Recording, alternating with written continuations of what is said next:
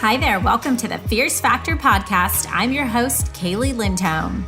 And I think it's time for us women to shift the conversation in business and step into our feminine leadership to do the most iconic work the aesthetic industry has ever seen. Each week, I'll be bringing a powerful dose of strategy, sarcasm, solutions, and sass that will rev up your creativity and ignite your brilliance as you link arms with me along our shared path of personal and professional growth in 20 minutes or less. Let's go. Boy, do I have a special treat for you today. I am so honored to share my special interview with the one and only gorgeous and talented nurse practitioner, Robertson. She is a leading expert in clinical aesthetics, the owner of Skin Perfect Medical in Brea, California. And you probably know her if you're in our industry because she is a decorated podium speaker, national trainer, and also the founder of the Aesthetic Immersion, an intensive training program for aesthetic injectors around the globe. But equally impressive as her CV is her can-do attitude and complete zest for life. She talks in this interview about her experience from mountain rescue, propelling from helicopters, to becoming a lead medical advisor and actress on General Hospital, to winning 4 national championships as a race car driver. You guys, she is so authentically passionate about safety and ethics, and she gives her advice for hiring nurse injectors and really uncovering what motivates and drives employees.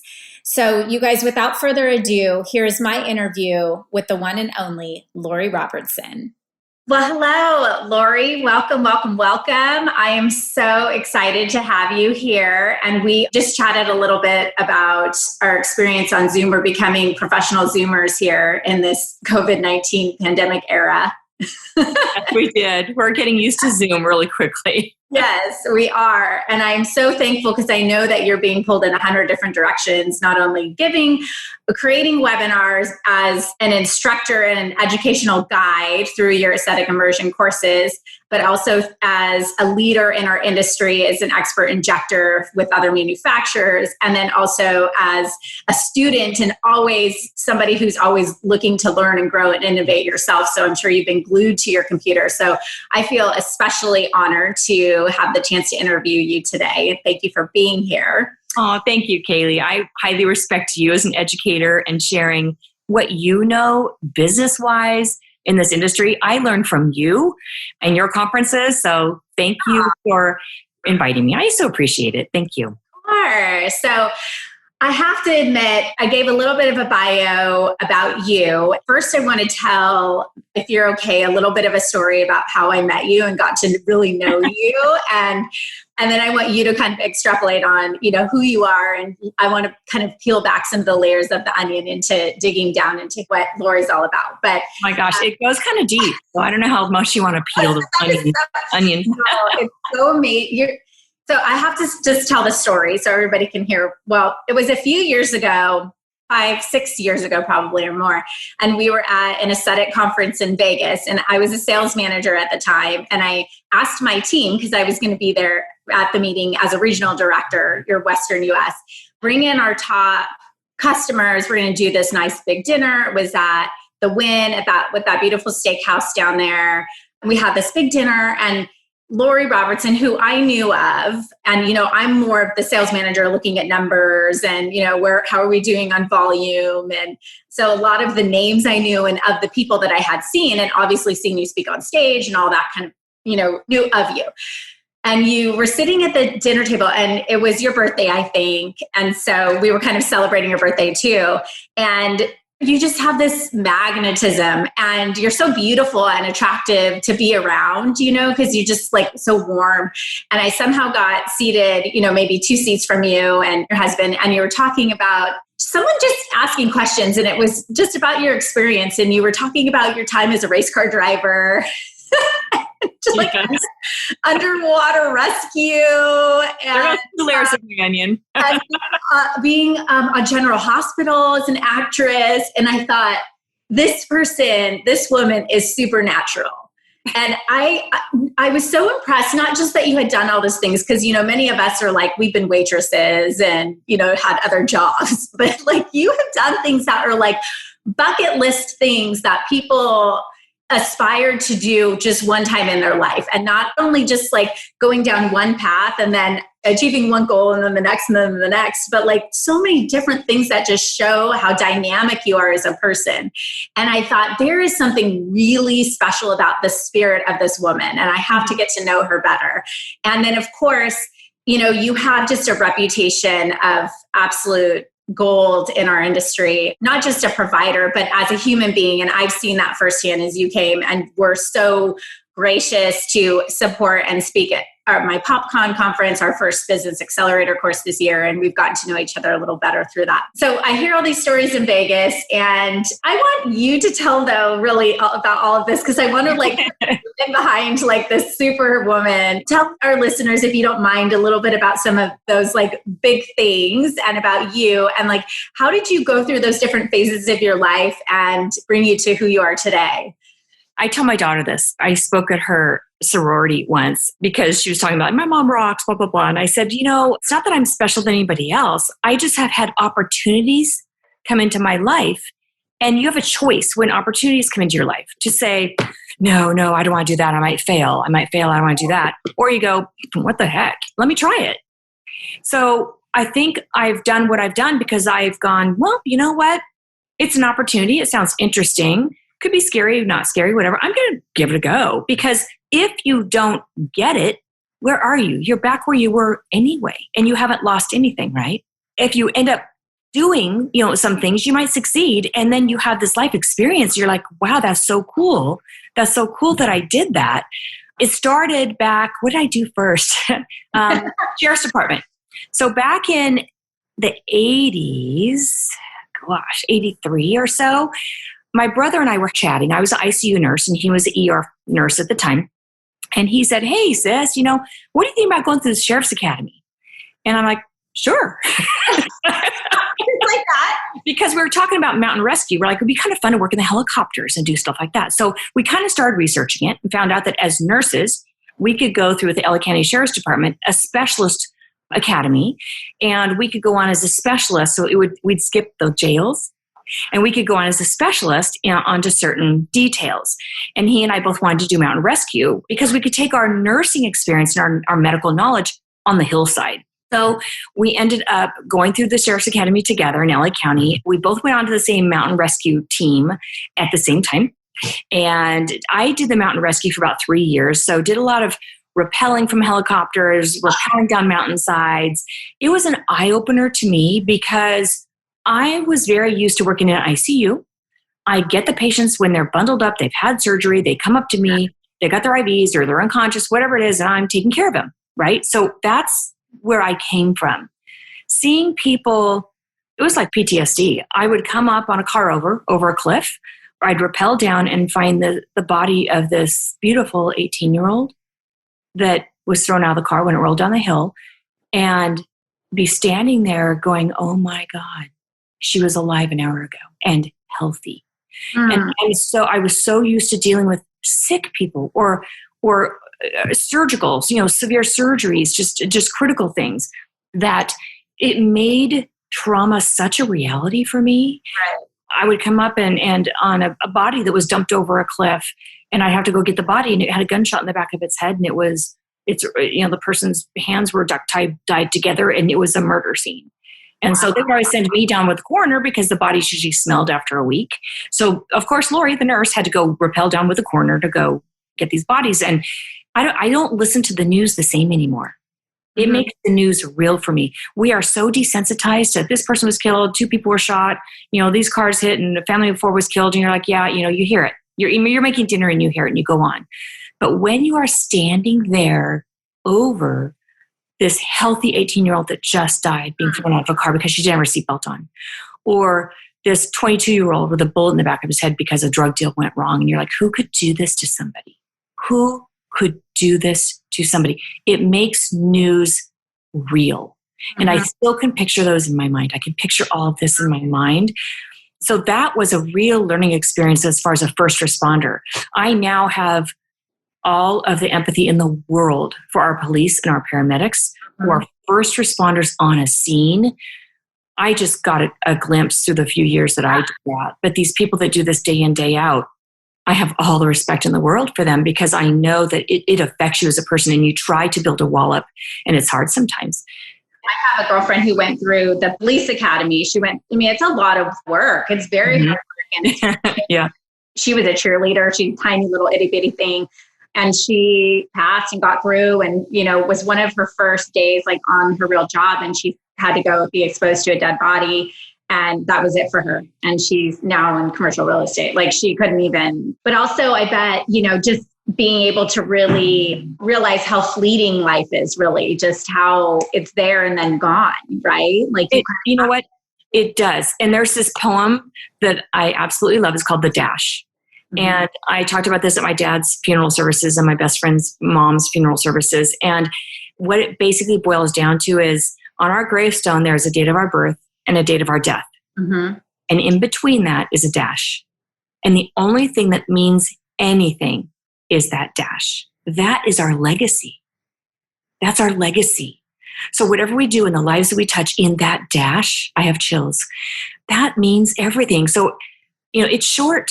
We never know what's going to happen to us. We never know. So we need to have our ducks in a row and be right with our Creator because we never know. We could walk outside and a rock could fall on our head. I don't know, So it's so important that we cherish each day. It really is. And me, seeing these things firsthand, it just makes things. It certainly sheds a different perspective on all of us who feel uncertain about, gosh, like what's going to happen to our businesses or what's going to happen with this pandemic and our livelihood or, like when am I going to get to go and eat out at my favorite restaurant? It's like, one thing that I learned in grad school was, it was a stress management class. It's one of those upper division throwaway classes. You're like, what should I take? I'll take stress management. It was one of the best classes I ever took. And it was a joke for me.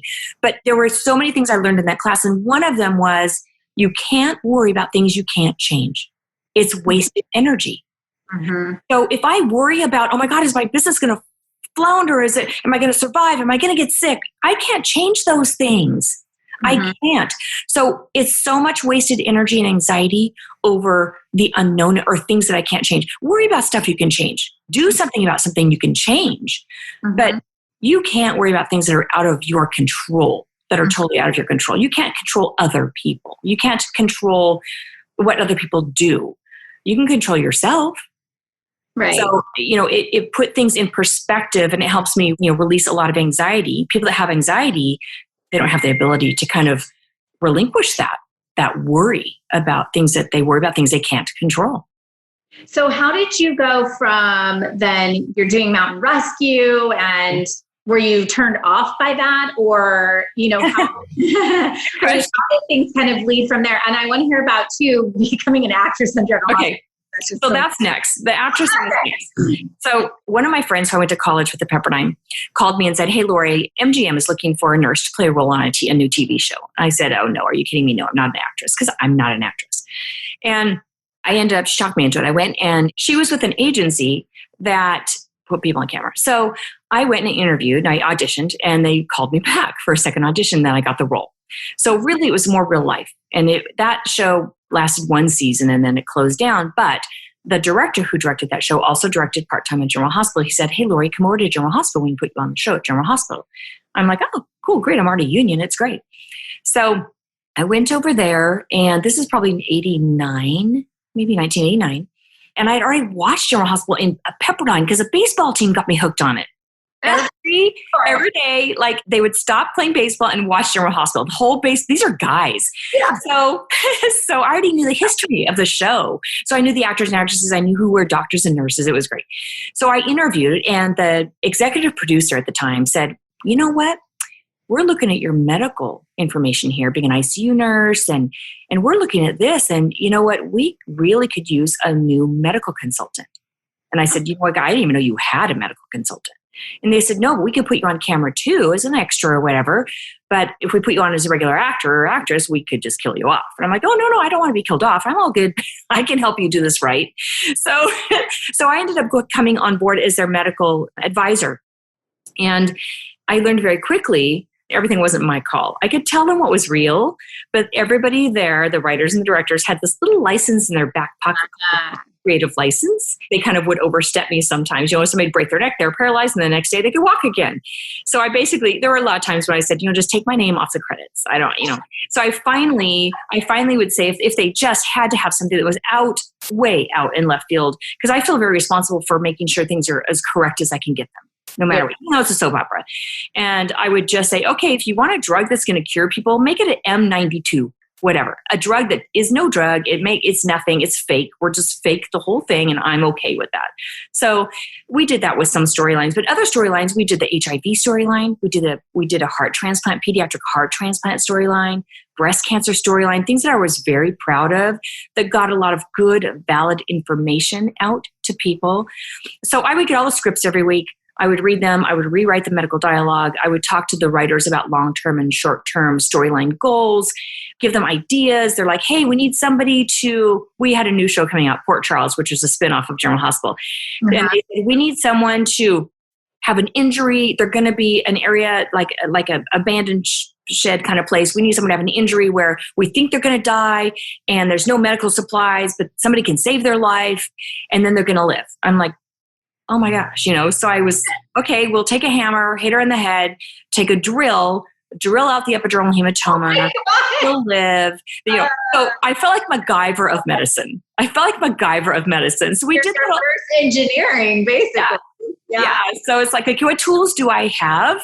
And what can we do in the situation we're in? Oh my goodness. They had me do a lot of that stuff for long-term storyline development. And then the scenes that I was going to be there, or the medical scenes, I would order all of the props, make sure they had the IVs and the tubings and the ventilators and things like that. And then I would be on the set when we taped those scenes. And keep in mind, a soap opera, we tape 80 to 90 pages of dialogue a day. 80 to 90. These actors and actresses are the hardest working actors and actresses I've ever seen in my life. They have to memorize so much dialogue.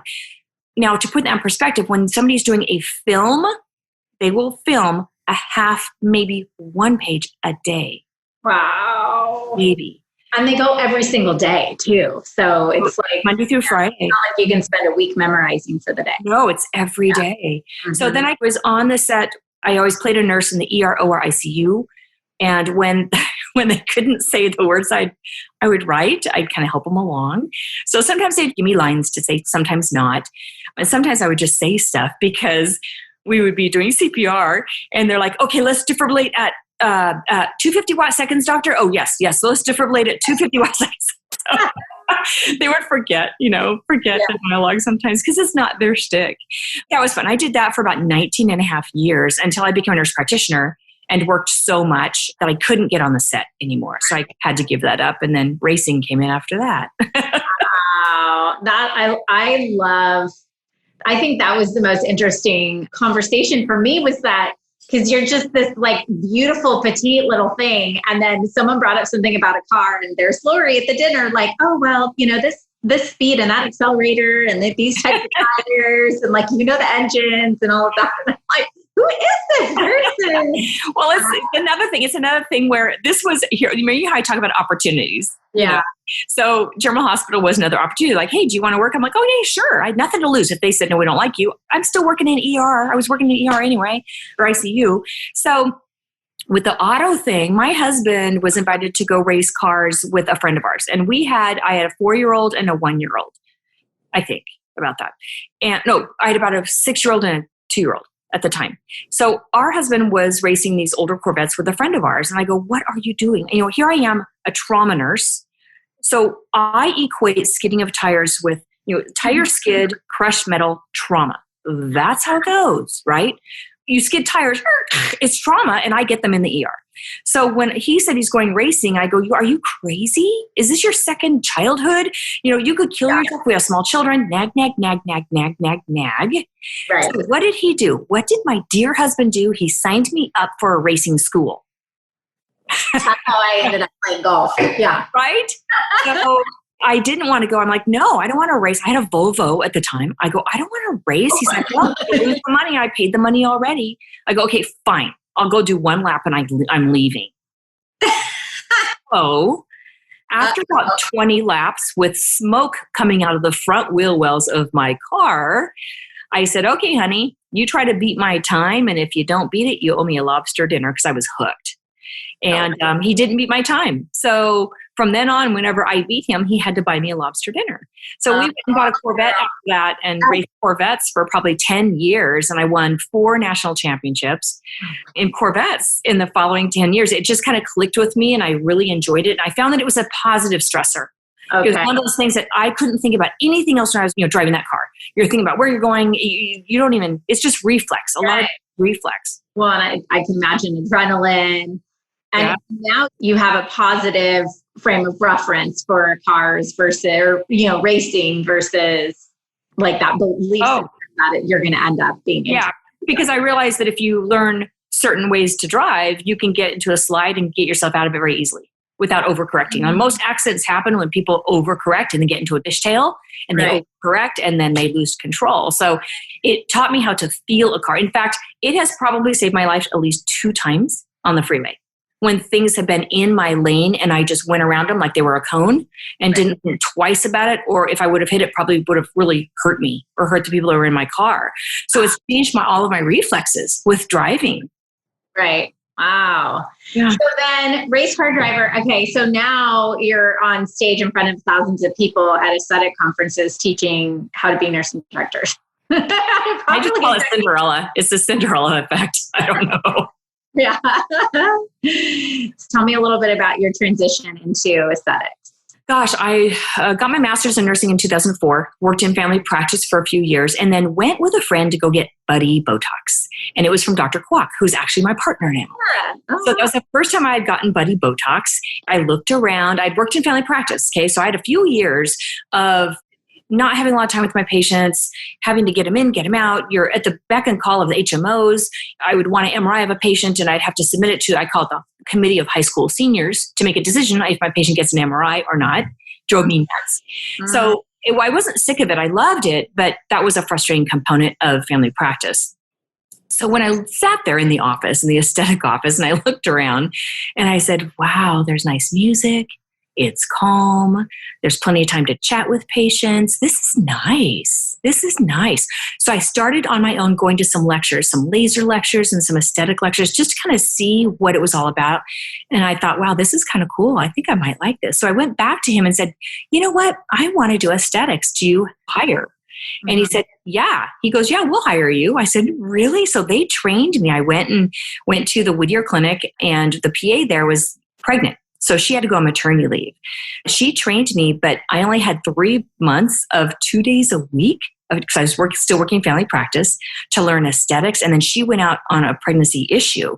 So I was kind of stuck all by myself with 2 days a week of 3 months of training doing lasers and injectables. So I hit the books. I went to conferences. I did everything I could to learn everything I could so I could be safe. Right. And I've just done that ever since. It's become, I think I found my passion, my medical passion. I didn't know I didn't have it before, but I really enjoy what I do. I love what I do. I feel so blessed to be able to spend so much time with my patients and get to know them, because I never could the 24 years prior in ICU, ER, and family practice. I couldn't spend that much time with them. So I feel like every day is a blessing to just hang out with my patients. And I intentionally make my appointments longer so I can sit there and just listen to them. Yes. And you have the relationship with them, and you can build rapport. I know that when I was interviewing you before PopCon, I asked, tell me a little bit about your value system behind, both from the clinical standpoint and also as you're running your business. And you said it rolled off your tongue without even a thought: ethics and safety. And that's everything. And you stand behind that. And I think back to you're telling your story about how you started. And I work with clients who I hear literally daily, Lori, they have apprehension about bringing a lot of times their physicians who are not sure how to hire a nurse injector because they don't know whether they have the right training or skill sets, because the barrier to entry seems awfully low. I mean, from, peripheral standpoint, like to become a nurse injector. So tell me a little bit about how, flash forward to today, being the owner of an aesthetic practice and a leader really in our space and an educator. you stand behind safety and ethics, and how do you, one, implement those, and as you're teaching and training through your clinic and your aesthetic immersion school, but also how would you advise physicians who are looking to bring on injectors to what are the right things to ask to know that they're hiring injectors who are qualified from a skills standpoint, but that also live by that same value system? That's the $1 million question. That's tough. My one word that I live and breathe by is being patient-centric. Mm-hmm. If I am focused on that patient, then I'm going to be doing the right thing. If I'm focused on money, it's a whole different blurred ethical line there. Mm-hmm. And I don't choose to cross that. I'm really happy I have my own clinic because then I can make sure that my practitioners are patient-centric. They're never commissioned. I don't do commission because I don't want to blur their moral lines by thinking if I put one more syringe in or if I sell them this huge package that they might not need, I'll get more money. It pulls them too easily in a direction I don't want them to go to. So I'll reinforce them in other ways. So I want them to feel valued, but that commission for sales or product is illegal, number one. And I don't believe in that. I think that we need to, as owners, need to make our staff feel valued and appreciated in other ways and find out what makes that person tick. When we're interviewing somebody, I recently was interviewing for another nurse. I got so busy that I needed another nurse, but I wanted somebody experienced, at least 5 years of experience so that she hit the floor running because I was so busy. And I could kind of tweak and educate as I was going along. And I was shocked, dismayed, appalled at the interviewees that came into me who had 5, 10, 15 years of experience, who even owned their own clinics, who wanted to come and work with me. They had no clue what they were doing. No clue.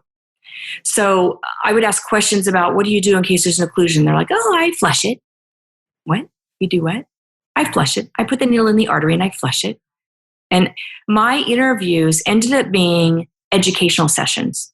I couldn't let someone leave and have the wrong information.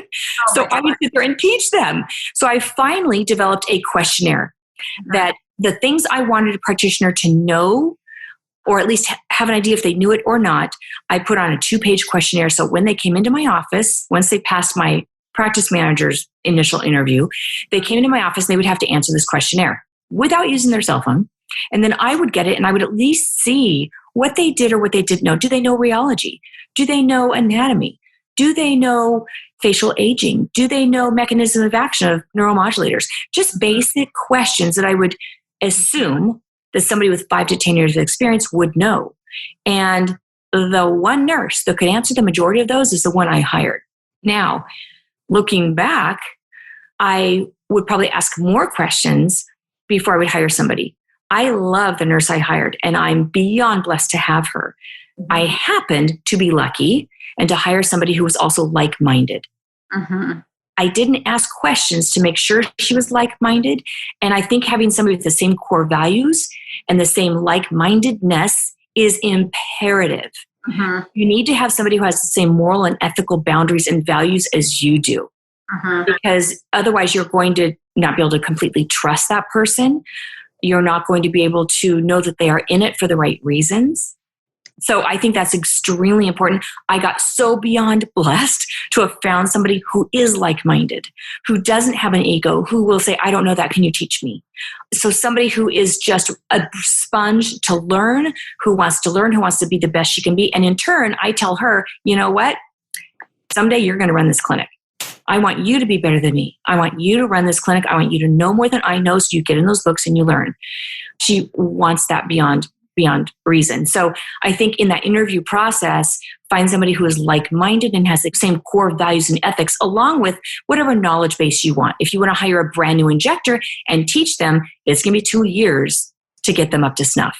Right. But sometimes people don't want to bring somebody in who has bad habits. It's hard to break bad habits. No, so it's a double-edged sword. Really, what I have found, because I have this conversation on the regular basis and I work with practices, they have different thought processes around, I would rather bring someone in who is experienced, that I don't have to take the time training. I really don't have the time. So this is my opportunity to scale my business. And then other ones who really, and I probably see a bit more of this, that feel like I want someone to have the same fit into the culture, have the same value system and the character traits that are really going to resonate with the way that I want to run my business and my patients. But I'm concerned that I'm going to spend the time to train them and then they're going to leave me. What would you say to that physician who has that fear? That happens, and that is a fear. But I really, as a manager, as an owner, I really want my staff to know I value and appreciate them. I will always tell them, thank you. I'll tell them, you did a great job. I love how you did this. People who know that they're appreciated and valued will go an extra step for you. Mm-hmm. And we have such an amazing team at my clinic. We have a great, great team. I have a wonderful practice manager I wouldn't give up for the world. She owns my clinic. She runs it. It's hers. And I love that it's hers. I empower her to make whatever decisions she needs to make. And I think empowering individuals, give them jobs. Go, you're in charge of this. You're in charge of this. I trust you with it. If there's a problem, come to me. Feel free to always ask. Keep that door open so that if they ask a stupid question, I always tell them there is no such thing as a stupid question, only the one you didn't ask. So I want to keep that door open, and I want to make sure that they feel valued. They feel that they are very acknowledged for what they do. And I love to do little extra things for them, just, whatever, little gift cards or whatever, just things that are kind of fun. Order lunch in some days, just little things that make them feel that they're appreciated. And I think that's really important for us as owners and lead practitioners. I love that you said, I specifically I teach something in my academy called empowerment leadership. Good. And you embody that. And I believe that that's why you lucked out in finding, I'm using air quotes for those of you who aren't watching this interview, because, really a great leader will set a great culture and the tone for the way that their business operates. And for those of you who are listening, guys, what Lori is saying is that it isn't just money that motivates people, that sometimes it's the little things that count. And I know you talked a lot about the different types of patient profiles, and same thing with employees, right? We're all human beings and have different things that motivate us. And so a great leader is going to tap into the specific love language of that employee and feed that, right? To empower them. Okay, Lori, I have a few questions about you before we wrap up. What I want to know is a little bit about what are some of the challenges, or what would be the biggest hurdle that you had to overcome to become the nurse and director that you are today? My biggest hurdle didn't have anything to do with aesthetics. Years ago, when I was working in family practice, having a vast experience that I do, I'm a good practitioner. It's I have good critical thinking skills, and I think God's blessed me with medicine, just that gut instinct. I worked very, very hard for the doctor I worked for, very hard, and caught quite a few things that maybe were missed along the way when we would share patients, like brain aneurysms and lung cancer and things. And I walked into work one day and she gave me my walking papers. And I am I haven't really shared this with many people, but I'm very ingrained in what I do. I dive in and my whole heart is in what I do. I was beyond crushed, beyond. I felt like my rug to my life was pulled out from underneath me because that was my life. It was her business. I cared deeply about it. It set me on a different path. So I worked for a family practitioner later on, but I realized, I look back now and I think, you know what? If that hadn't have happened, I wouldn't be where I am now. If things that crushed me before and paths that I didn't know why things happened the way they happened, I wouldn't have my own aesthetic clinic now and be having a job, air quotes. It's not a job. I love what I do, so it's really not a job. Right. I wouldn't be in a position I am now, loving what I do and enjoying my patients and having my own business, having control over how this business is run and keeping it patient-centric, keeping those ethical boundaries in line. I would still be trudging my feet, fighting with HMOs in family practice. So she did me a favor, even though I was crushed. So I always say, God, you never know what God has planned for you. Right. And things that seem horrible, sometimes it comes out on a different end, and you learn that, you use that as a learning experience. And it put me on a track to do what I'm doing now to help me build this. And it's made me a stronger person. I've had my last partnership with somebody was a horrible partnership. I was partnered up with a person at a different med spa that didn't understand medicine and was very narcissistic. And I learned how not to run a business.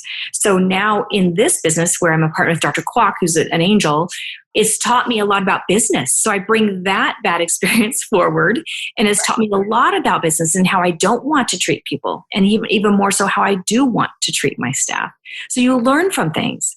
Well, I think it's valuable for people like us to see you, because a lot of people who are going to be listening to this are wanting to know, how do I become as successful as the nurse practitioner Lori Robertson? And I think that it's important to expose these things. And for me, what I take away is your perspective really about failure, that you don't look at these things that right? Like you felt like a failure at the time when you were served those papers, right? But you felt your ego hurt. You felt like that wasn't the plan I had for myself, but there was a bigger plan for you. Mm-hmm. So now you can look back and see those things as they were stepping stones. They were actually Absolutely. Forward instead of backward. Absolutely. I think everything that happens in our life, everything that happens, good or bad, gives us a foundation for going forward. Everything. So you can't ever look at something as the be all end all. There's always something ahead. So always keep your eyes forward. I always say, look ahead, look like racing. What's behind me doesn't matter. What's behind me doesn't matter. Don't look in your rearview mirror because you're not going that way. Look forward and go, okay, well, this sucks right now, but let me look for different opportunities out of this. Let me look for a light out of this, because there's something that's going to be coming out of this experience that's going to make me stronger and better in the future. Wow, got the chills.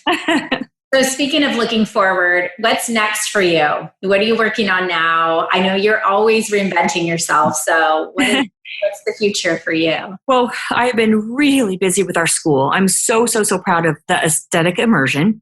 We started that last May. We started doing filming. It's an online access to webinars, education. Thought leaders in the world will be linked. We have people linked up with us, business, anatomy, you name it. So it's a website where people can watch modules and learn aesthetics and learn anatomy, learn everything the right way. And then we also offer hands-on courses in Southern California to do injectables. And it's not one of those courses that's a cattle call course, and those drive me crazy. Mm-hmm. When Dr. Kwok and I and our other trainers train hands-on with our students, we are one-on-one with them for at least an hour to an hour and a half, one-on-one. We have no more than 4 students a day when we are doing injectables per trainer. So you are with us one-on-one, and we put lavalier mics on ourselves and our students. So everything we are saying, like go deeper, move this, do that, it's videotaped and it's put up in the cloud so those students can pull down their training and watch it and listen over and over again. We want it to be, I was an athlete. So like the best training is really just going back and seeing what you did and how you could have done it differently from a different perspective, right? Absolutely. Absolutely. So the immersive, the all-encompassing, the very detailed training is what we want people to have, because he and I are both trainers internationally. And we see so many people who have done this for years and still don't know the basics. And knowing the rheology, the anatomy, it's imperative that you know so much before you start injecting somebody. Mm-hmm. So our goal is to create a very immersive, all-encompassing course where people will be safer and more adept injectors from the school. We want that to be very, very intricate, very, very intimate, and have people have a wonderful experience with it. I'll link it up in the show notes. How can people access these trainings or get involved with the Aesthetic Immersion? Yeah, so go to our website. It's www.theaestheticimmersion.com. Okay. And you can click on webinars, you can click on different aspects of it, and it'll give you down links to purchase different webinars we've done on different subjects. There's webinar bundles. We just finished filming our entire 10-hour Foundations of Advanced Aesthetic course. That's going to be all online. So you don't have to come to California to do it anymore. It's going to be all online. And once you complete all the modules and take all the tests in that course, then we allow you to come and do the hands-on in California. That's amazing. Thank you. Yes. I mean, our industry needs this for sure. I think so too. Lori, I have one last question for you. My hallmark question for my guest. we've heard so much about you. You've had such an interesting life, and I am so inspired. I know there's so many people who are going to be inspired by hearing this podcast and motivated to kind of just see these opportunities as a no risk, right?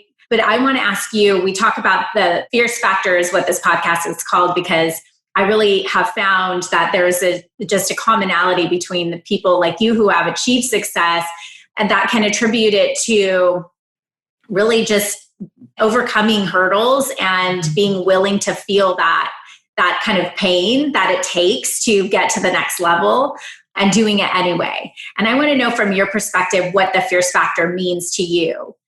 That's such a good question. That resonates with me, Kaeli. That resonates, the fierce factor. I don't think of myself as fierce because I think I'm a little more on the shy side. Most of the, I know I don't look shy, but sometimes I'll be in the back room. But you know what? That's true. It's like you get down, you might be down and you get back up. You do it no matter what. Things might make you sad. They might feel like the rug's pulled out from underneath your feet, but you keep looking forward. And like I said, you don't look back. There's always, always more opportunities to grasp. You need to look for them. Don't ignore them. Don't say no. Start saying yes, because you have nothing to lose by trying something new. I don't care if it's school, it could be a class, it could be a new job. You know what? When you fall back, you'll be right where you were in the first place. So you haven't lost anything, but you have everything to gain and nothing to lose by trying new opportunities. And that's absolutely what I believe in. I love that. Thank you so much. It's been such an honor. I appreciate your time, and I'm so excited to share this with the rest of the world. And everybody check out the Aesthetic Immersion. Lori, you're such a gem. Thank you so much. Thank you. Thank you so much, Kaeli. Thank you for having me. Take care. Thank you for joining me for this episode of The Fierce Factor. If you enjoyed the show, please make sure you subscribe so you can automatically get new shows every week. I'd also love it if you left us a review. And come join the conversation online. If you're an aesthetic industry owner, operator, or leader, please join my free Facebook group, The Tribe of Fierce Aesthetic Leaders, a community of ambitious, purpose-driven professionals who collaborate and share best practices for growth in business and life. I'm honored you tuned in.